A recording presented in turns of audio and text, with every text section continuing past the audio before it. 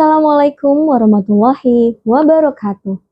Satu pena, satu buku, satu murid, dan satu guru bisa mengubah dunia. Perkenalkan, nama saya Devi Eka Wardani Meganitias. Saya berasal dari program studi matematika Fakultas MIPA Universitas Negeri Jakarta. Video ini dibuat dalam rangka pernyataan diri dosen dalam unjuk kerja Tridharma Perguruan Tinggi. Mata kuliah yang saya pilih adalah mata kuliah teori graf. Mata kuliah ini merupakan mata kuliah pilihan di mana memiliki bobot sebanyak 2 SKS.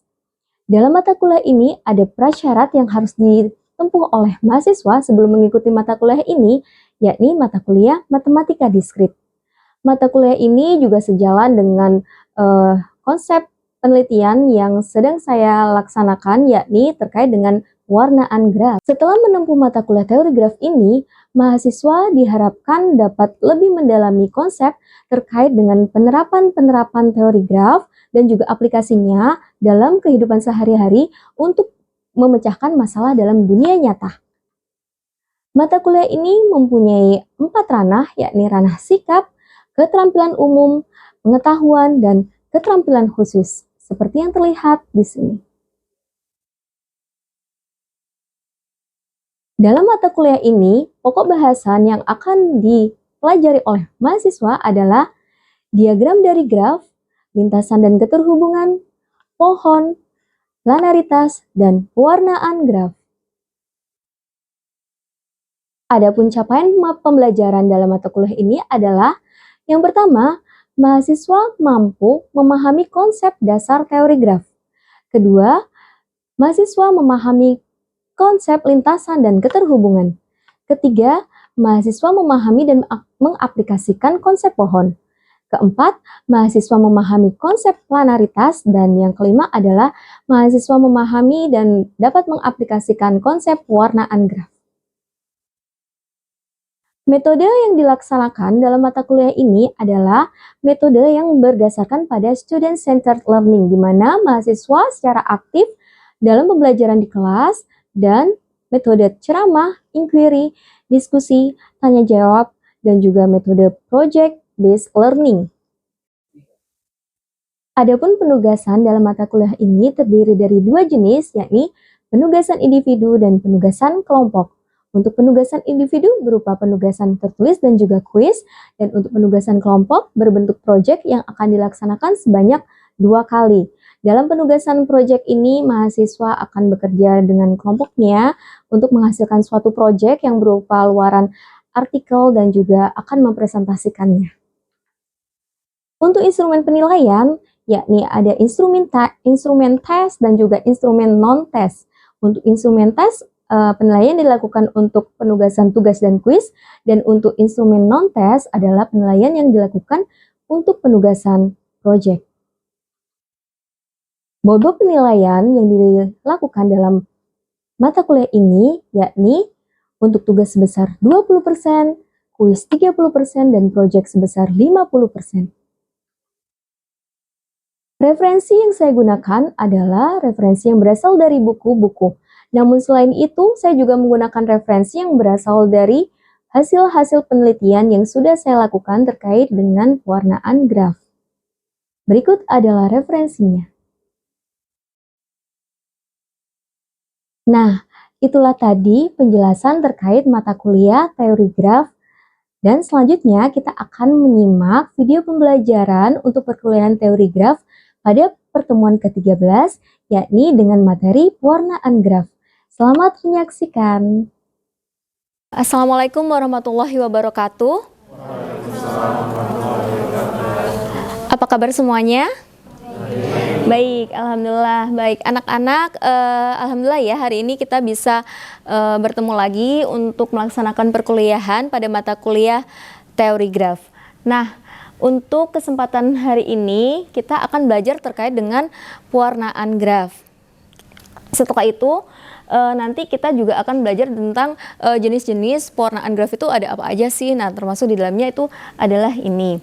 Nah, sebelum kita mulai perkuliahannya, ada baiknya kita berdoa terlebih dahulu ya, sesuai dengan agama dan kepercayaan masing-masing. Berdoa dimulai.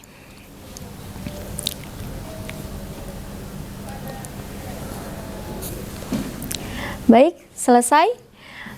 Nah, untuk pewarnaan graf itu sendiri, langsung saja mulai. Yang pertama adalah terkait dengan adanya four color problem atau masalah 4 warna. Masalah 4 warna itu apa ya?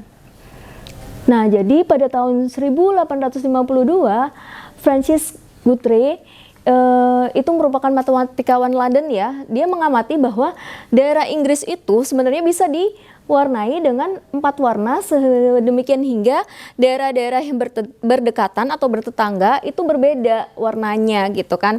Nah, tapi dia punya ide seperti itu, tapi dia belum bisa membuktikan kenapa ya kok harus seperti itu gitu kan.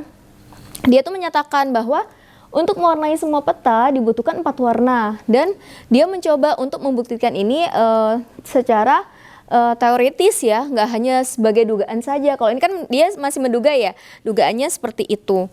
Nah, akhirnya banyak ilmuwan yang mencoba untuk membuktikan hal tersebut. Kira-kira gimana caranya ya? Kok mungkin kita tahu ya bahwa ini memang bisa untuk 4 warna, tapi kan kita nggak tahu kok bisa sih 4 warna itu, kenapa harus 4 warna, kok nggak perlu 5 warna dan seterusnya gitu kan. Nah, akhirnya pada tahun 1976 Wolfgang Haken dan juga Kenneth Apple itu berhasil membuktikan teorema ini.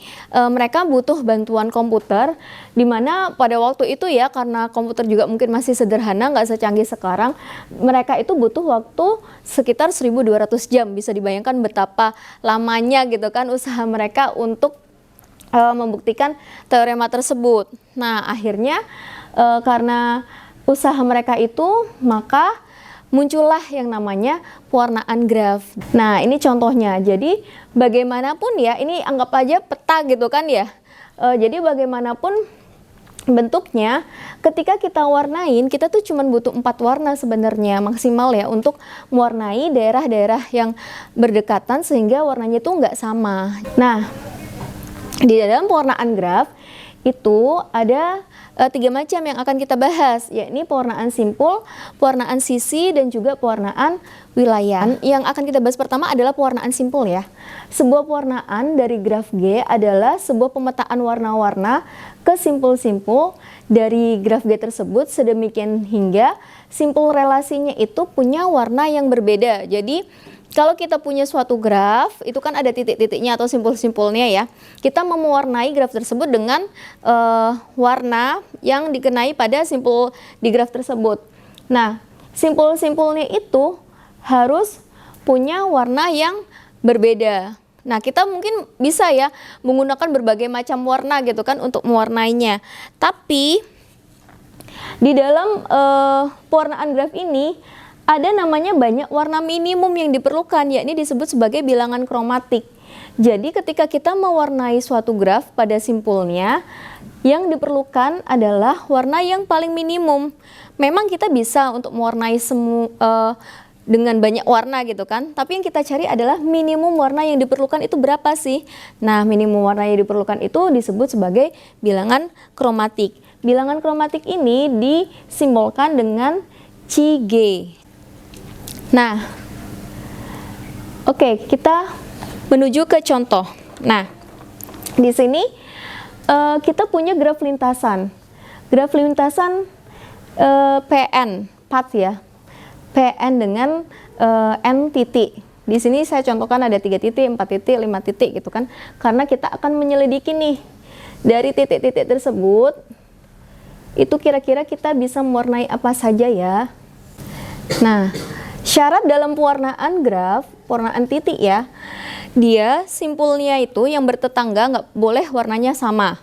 Sekarang, kalau saya warnai graf ini, simpul yang pertama itu berwarna merah, maka simpul yang bertetangga itu kan artinya ada garis yang menghubungkan ya, ada sisi yang menghubungkan di situ. Kalau dia bertetangga, dia nggak boleh sama warnanya. Maka apakah titik yang di sini itu boleh saya beri warna merah? Nggak boleh. Kalau saya beri warna biru boleh? Boleh. Oke, saya beri warna biru. Nah, kemudian di titik yang ini, di V1, V2, V3 ya. Di V3 ini, apakah saya boleh beri warna biru? Nggak boleh, kenapa? Karena bertetangga. Maka boleh saya beri warna merah? Boleh. Boleh saya beri warna hitam? Boleh. Boleh warna merah, boleh warna hitam, boleh warna yang lain asalkan nggak boleh warna biru. Tapi ingat, kita butuhnya adalah warna yang paling minimum. Jadi kalau kita kasih warna hitam boleh, berarti kita butuh berapa? 3 warna kan? Tapi itu yang merupakan paling minimum nggak? Enggak. Kalau untuk warnanya biar minimum, kita kasih warna apa? Merah. Makanya kita kasih warna merah. Kenapa? Karena dia butuh berapa warna jadinya? Butuh 2 warna. Oke, di sini butuh 2 warna. Sekarang kalian coba cermati. Pada graf lintasan dengan 3 titik, 4 titik, dan juga 5 titik, ternyata kita perlu berapa warna? 2. Berarti nanti kira-kira kalau punya graf lintasan yang 10 titik gitu, kira-kira berapa warna yang dibutuhkan? 2 juga. Nah, akhirnya dapat kita simpulkan bahwa bilangan kromatik pada graf lintasan ini itu adalah 2. Jadi kita menuliskannya bilangan kromatik, berarti ini C dari, kan tadi G ya karena grafnya G, tapi kan ini kalau ini kan grafnya lintasan, berarti C dari graf lintasan ini PN itu sama dengan 2, di mana N-nya lebih dari 2 ya, karena titiknya kalau 1 kan dia nggak berupa lintasan. Paham ya? Nah, itu untuk graf lintasan. Kalau grafnya itu adalah graf sikel atau graf lingkaran, kira-kira berapa warna yang dibutuhkan? Atau ada yang mau mencoba? Silakan. Ayo, siapa mau coba? Ayo, silakan Aji. Kalau C3 tuh dia punya berapa titik? 3 titik Ibu. 3. Sisinya ada berapa? 3. Kalau C4 4 titik dan 4 sisi. C5 5 titik dan 5 sisi. Berarti sama ya, dalam graf sikel banyaknya titik itu sama dengan banyaknya sisinya. Ya, coba Aji jelaskan dulu. Jadi pada graf sikel begitu ya, ketika N-nya ganjil, maka kita akan selalu membutuhkan minimal 3 warna.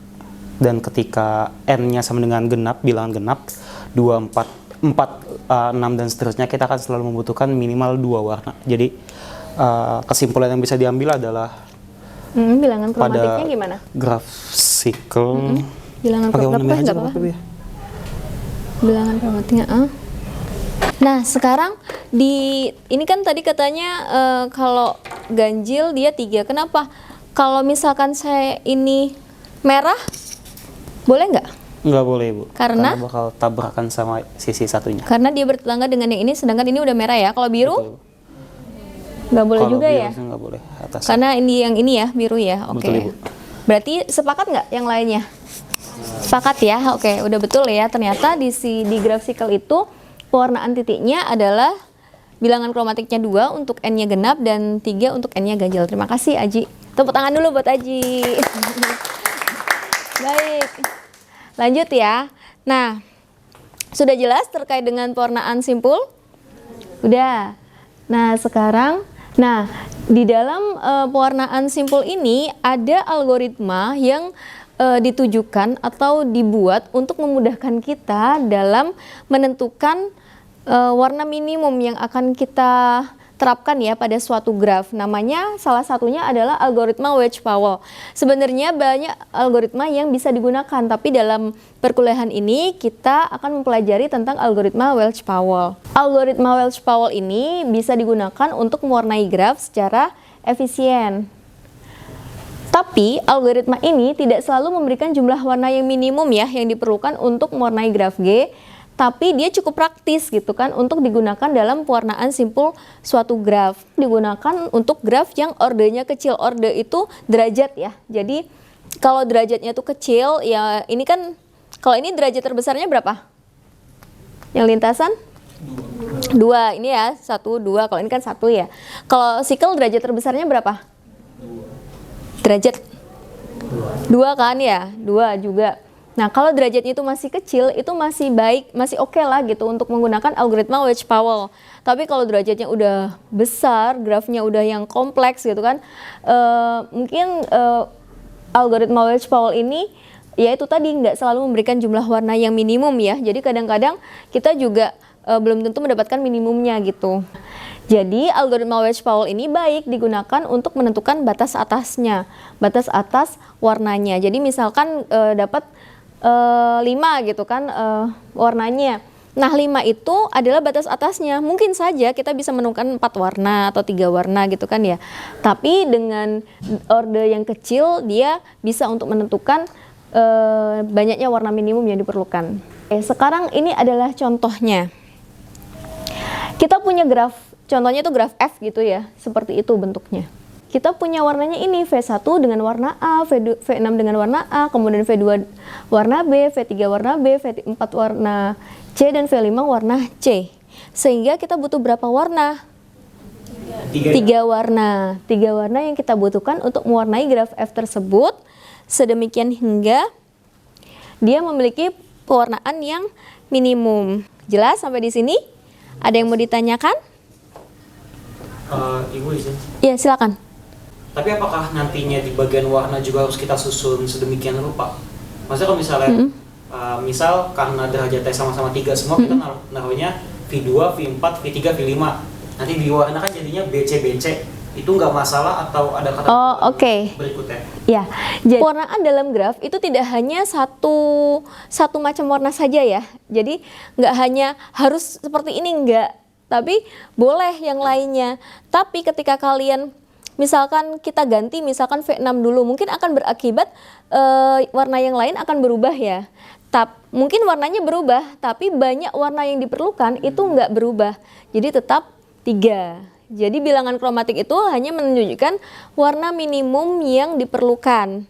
Adapun pewarnaannya itu bisa berbagai macam, mungkin antara orang yang satu dengan orang yang lain itu berbeda. Ya, paham ya? Jadi seperti itu. Oke. Baik, saya lanjutkan.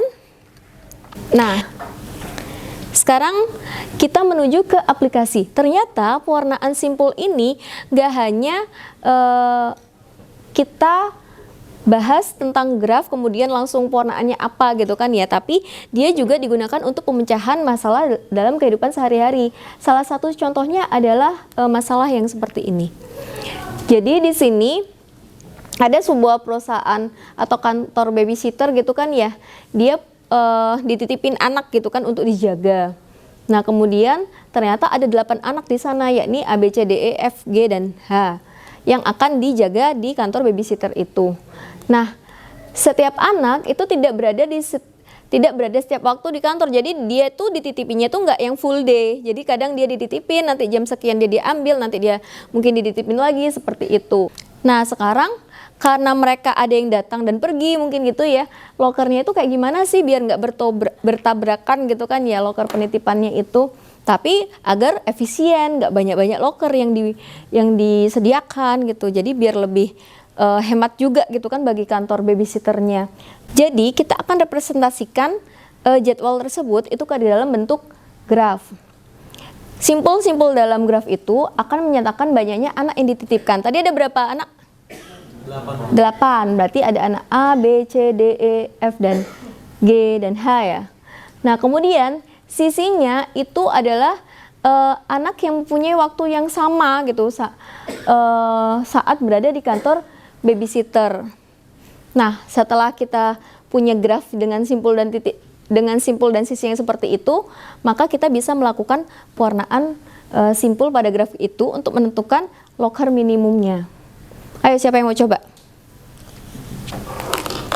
Ayo coba.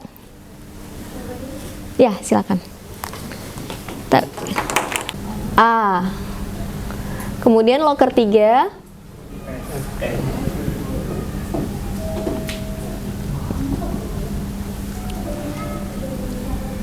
F dan E. Loker 4. H. Loker 5.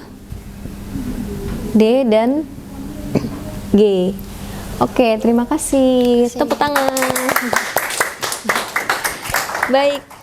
Nah, Jadi dari hasil persoalan tersebut kita bisa menyelesaikannya. Ternyata kita butuh 5 loker dari 8 anak dengan jadwal yang seperti itu gitu ya. Kita butuh 5 loker untuk penyimpanan yang lebih efektif. Nah, lokernya itu pembagiannya seperti apa? Ternyata loker 1 itu untuk anak B, loker 2 untuk anak C dan A, loker 3 untuk anak F dan E, loker 4 untuk anak H, dan loker 5 untuk anak D dan G. Jadi ada yang sendirian, ada yang berdua-berdua gitu. Nah, sekarang kita beranjak pada pewarnaan sisi. Nah, kalau tadi simpul itu kita warnai simpulnya, kalau pewarnaan sisi berarti kita beri warna pada sisi dalam graf tersebut. Nah, pewarnaan sisi ini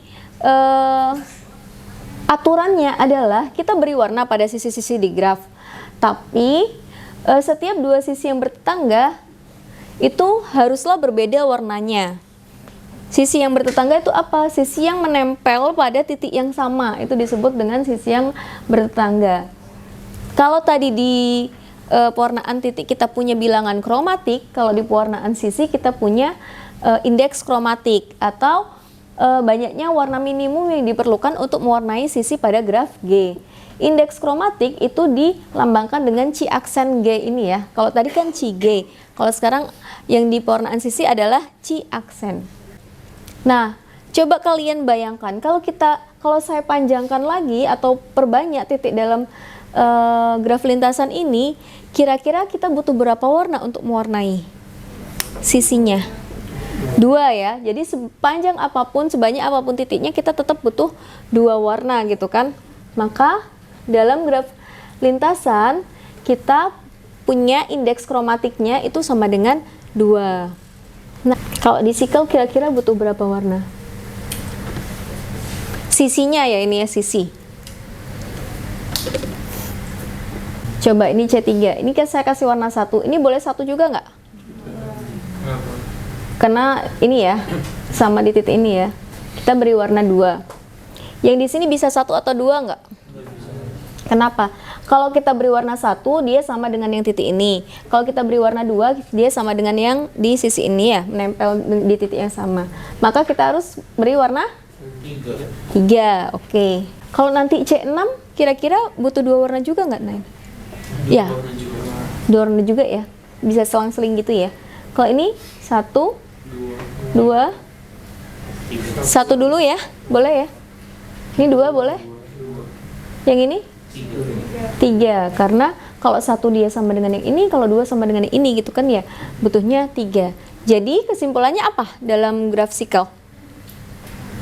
Indeks kromatiknya ada 2 dan 3. Jadi indeks kromatiknya ketika dia ganjil dia 3, kalau N-nya genap dia 2. Kalau pewarnaan sisi, aplikasinya adalah nih contohnya, ada sebuah pabrik reparasi mobil yang menerima 8 buah mobil rusak yang harus direparasi. Nah, tapi ternyata pos atau bagian yang mereparasi itu hanya ada 3 gitu kan. Ibaratnya mungkin petugasnya lah ya. Nah, sedangkan waktu yang digunakan untuk menyelesaikan itu cuma diberikan waktu 1 pekan. Nah, dengan hanya ada 3 petugas itu atau pos ya, maka gimana caranya agar dalam waktu sepekan itu 8 mobil itu bisa diselesaikan perbaikannya. Nah, ini saya jelaskan aja ya. Jadi kalau dalam pewarnaan sisi ini, dalam masalah tersebut, kita representasikan tetap dalam bentuk graf, tapi untuk simpulnya, ada simpul A, B, C sampai H yang merepresentasikan jumlah mobil yang rusak, ada 8 mobil ya. Dan ada simpul lain, yakni simpul R1, R2, R3 yang kita representasikan sebagai 3 pos yang ada atau tersedia. Nah, setelah itu kita warnain sisinya. Nah, dari gambar graf yang ini kita representasikan ke dalam bentuk graf kan ya. Kemudian kita lakukan pewarnaan graf. Kita bisa melihat bahwa ternyata butuh berapa warna tuh? Ada 7. Oh, berarti minimal shift yang dibutuhkan untuk untuk menyelesaikan kasus tersebut ya, agar 8 mobil itu bisa direparasi dalam waktu sepekan, itu butuh 7 shift. minimal. Kalau lebih ya nggak apa-apa, tapi kan kita cari yang minimum gitu ya. Kenapa ya? Biar bayar petugasnya mungkin nggak banyak gitu kan bagi perusahaannya, seperti itu. Itu adalah aplikasi dari pewarnaan sisi. Nah, yang terakhir adalah pewarnaan wilayah.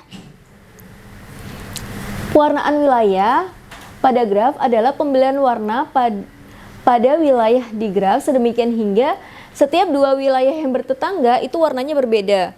Jadi kalau tadi ada titik, sisi, sekarang ada wilayah. Nah, pewarnaan wilayah ini biasanya digunakan pada peta ya, mewarnai peta misalkan. Nah, caranya gimana? Peta atau wilayah yang diwarnai itu harus dibentuk menjadi graf planar dulu. Ingat nggak graf planar itu apa? Graf planar. Nggak ada titik, nggak ada sisi yang apa? Berpotongan gitu kan ya. Nah, harus dibuat dulu graf planarnya. Setelah dibentuk graf planar, kita bentuk dualnya. Masih ingat kan yang waktu dual itu ya pernah dijelasin ya? Nah setelah itu, setelah kita jadikan dualnya, maka di dual itu kan ada simpul-simpulnya. Nah, itu yang akan dilakukan pewarnaan simpul. Jadi akhirnya pewarnaan peta ini juga akan menggunakan konsep pewarnaan simpul juga, tapi caranya berbeda gitu kan ya. Dibuat graf planar dulu, kemudian dualnya, dari dual itu baru digunakan pewarnaan simpul. Contohnya apa? Contohnya nih, kita punya peta Kecamatan Tekarang. Nah, di peta Kecamatan Tekarang ini kan ada banyak wilayah nih. Ada desa Tekarang, ada desa Merubung, ada desa Gepala, dan sebagainya gitu kan ya. Nah, itu wilayah-wilayahnya. Dari wilayah-wilayah itu, kita buat dulu graf planarnya. Jadi, ini kan MS, ini berarti yang ini nih, Matang Segarau gitu kan ya. Terus desa Sari Makmur SM itu, dan seterusnya. Kita buat dalam bentuk graf. Setelah dibuat dalam bentuk graf, kita bikin graf dualnya. Jadi dari simpul tersebut dilakukan pewarnaan titik ya. Akhirnya ada berapa banyak warna nih yang dibutuhkan ternyata di sana? 3. Artinya untuk mewarnai peta yang tadi itu, peta Kecamatan Tekarang itu, kita butuh 3 warna. Yang seperti ini jadinya. Ada yang warnanya biru, ada yang warna ungu dan merah. Jadi dari sini kan yang bersebelahan, desa yang bersebelahan warnanya nggak sama kan? Nah, itu maksudnya. Oke, baik anak-anak, itulah tadi ya materi terkait dengan pewarnaan graf. Kemudian ini adalah referensi yang digunakan ya untuk pertemuan ini. Nah, terkait dengan pewarnaan graf ini ada tugas untuk kalian, yakni kalian diminta untuk mencari suatu permasalahan dalam kehidupan sehari-hari yang bisa diselesaikan dengan menggunakan konsep pewarnaan graf, baik itu pewarnaan titik, pewarnaan sisi, maupun pewarnaan wilayah. Nah, aturannya kalian bentuk kelompok, tiap kelompok terdiri dari 2-3 mahasiswa, kemudian kalian selesaikan ya masalah dengan menggunakan salah satu konsep pada pewarnaan graf tersebut. Dan tiap kelompok masalahnya harus berbeda, karena kalau sama jangan-jangan nanti kalian contekan. Nah, jadi nanti tiap-tiap kelompok mencari permasalahan, kemudian nanti kalian selesaikan diskusi ya dengan kelompok kalian terkait dengan penyelesaian dari masalah yang kalian angkat itu. Nah, kemudian ada yang mau ditanyakan sebelum ditutup? Apakah sudah cukup jelas yang materi yang saya sampaikan hari ini? Jelas ya? Oke. Baik. Nah, selanjutnya kita akan mempelajari tentang rainbow coloring. Jadi dalam pewarnaan itu sebenarnya jenisnya itu banyak. Salah satu pengembangan ya dari konsep pewarnaan itu adalah rainbow coloring. Ada namanya pewarnaan pelangi. Bahkan ada juga namanya rainbow anti-magic coloring. Itu sekarang sedang banyak diteliti oleh peneliti-peneliti yang berkutat di bidang graf. Baik, mungkin itu saja dari saya. Terima kasih atas kehadiran, partisipasi, dan kerjasamanya. Mohon maaf jika ada kesalahan. Wassalamualaikum warahmatullahi wabarakatuh. Waalaikumsalam warahmatullahi wabarakatuh. Tepuk tangan untuk kita semuanya. Terima kasih.